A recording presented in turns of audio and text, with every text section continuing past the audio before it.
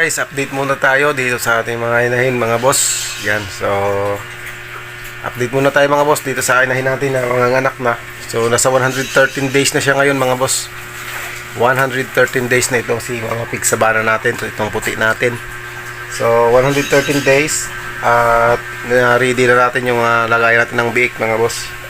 At siyempre na linisan na rin natin yan, na disinfect na rin natin yung mga kulungan niya. So medyo ano lang mga boss, medyo busy kasi tayo kaya ngayon lang ako nag-update sa inyo mga boss, no. Yan, so due date na niya ngayon ay bukas para mga boss, so nasa 113 days pa lang siya ngayon at bukas ay 114 days. So bukas pa mga boss yung kanyang due date, linggo, no.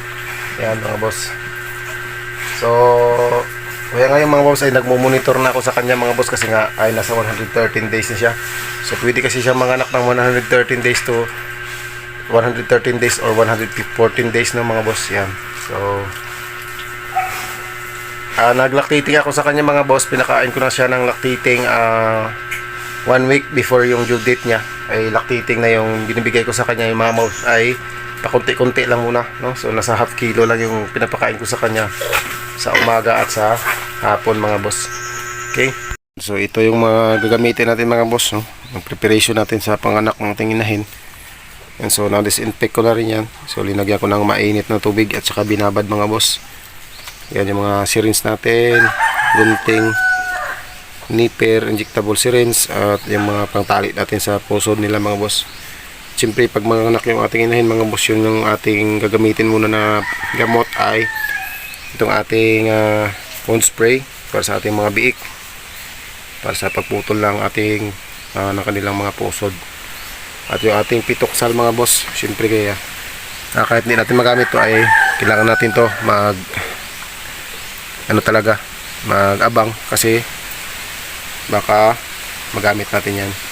So ginagamit ko lang yan mga boss pag yung interval ng aking paglabas ng ating mga biik. Pag medyo matagal ay pwede natin silang turukan ng 2 to 2.5 ml mga boss, no?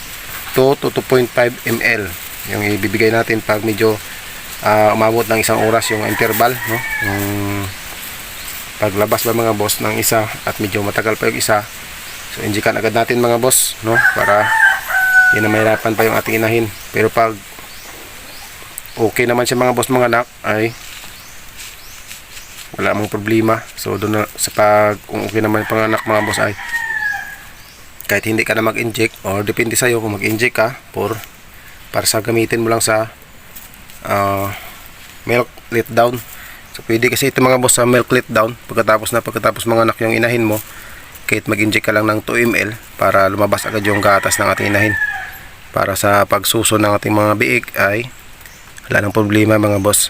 Yan, so yung aking mga gamot mga boss ay nandun pa. So bukas ko na lang yan ilalabas yung mga gamot tulad ng ating antibiotic, no, para sa ating inahin, vitamins at saka iba pa mga boss. Yan si Mama Pig sa baro natin mga boss. At ang laki-laki na ng tiyan ng mga boss, oh.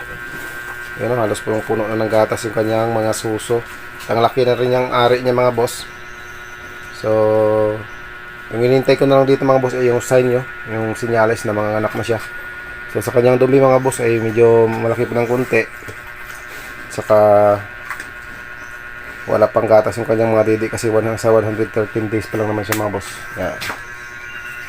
So hintayin na natin siya mga boss. Sana ay maganda lang ang panganganak ni Mama Pig sa baro natin. Yan. So ito mga boss yung lagayan natin ng kanyang may mga biik. So DIY lang yan mga boss. Yan. At ito yung ating pang-ilaw yan sa natin, brooding lamp, no? Yan, so ito yung 50 watts na 50 watts na bombilya mga boss na ilaw. Yan, so ito update din tayo sa kay Mama Pig, yung itim natin yan mga boss. So sa ngayon mga boss ay March 16, nasa 2 months na yung tiyan niya, sakto na 2 months ngayong araw mga boss. Yan, so medyo mataba nga siya mga boss, kasi ang bilis tumaba ng baboy na to. Kahit konti lang pakain mo ay ang bilis niya tumaba kasi nga nagbubuntis siya mga boss. Yan. Okay. Yan. So yung mga ilaw natin dyan mga boss ay ready na rin. So linagyan ko lang siya ng electric fan mga boss kasi medyo hinihingal na siya. At sobrang init kasi ngayon mga boss. Kaya pinaliguan ko muna yung kanina. Mga alas 10. At linagyan ko ng electric fan kasi mainit. Hinihingal na siya mga boss. So ngayon medyo okay na yung pakiramdam niya mga boss. Medyo nawala na yung hingal niya kasi pinaliguan ko siya. Yan. So yun lang yung last na paligo niya mga boss kasi bukas ay hindi natin yan papaliguan kasi mga anak na yan siya bukas mga boss. Okay. Yan. So ito din yung dalawang patiners natin dito. Yan mga boss, nakakain na. So hindi mawawala yung tubig dito sa kulungan nila mga boss kasi yun o, binutasan nila mga boss. So hindi naman natin pwedeng gawin yan kasi nandyan pa sila sa loob. Lagyan natin ng siminto yan. Yung ganun pa rin. So masisira din naman. So pag mabinta na lang natin to, saka natin yan gagawin mga boss. Yan. So ito yung balak kong gagawin inahin mga boss, yung isa na to. 16 kasi yung didi nito at maganda din yung ari. Maganda din ang katawan, mahaba. Yung problema ko lang dito yung ano niya, yung taas niya ba mga boss, medyo mababa kasi siya. Pero titingnan ko pa yung mga boss habang lumalaki ay baka itanam natin siya. Ano pa ka naman isa, bata pa naman ito mga boss, nasa 2 buwan at ano pa lang ito, 2 buwan at 1 linggo. So matagal-tagal pa yun mga boss. April pa kasi yan. Yan. So yan, dito update din sa kulungan natin. Okay na ito mga boss. Yan o. So yaring-yari na. Yan mga boss. Yaring-yari na. So yung may deposito din siya dyan mga boss. Dyan nakapasok sa ating tangke. Yan. Okay. Hindi pa rapat kasi yung tubig ngayon dito mga boss. Medyo tuyot ng tubig ngayon dito kasi ano na, El Nino na kasi mga boss. Kaya tuwing gabi na lang kami dito ng tubig. Nag-iipon na lang. Pag lumagpas naman yung El Nino yung mga boss ay okay naman yung mga tubig natin.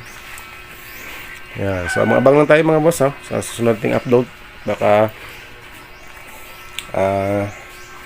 mga anak na itong ating inahing bukas.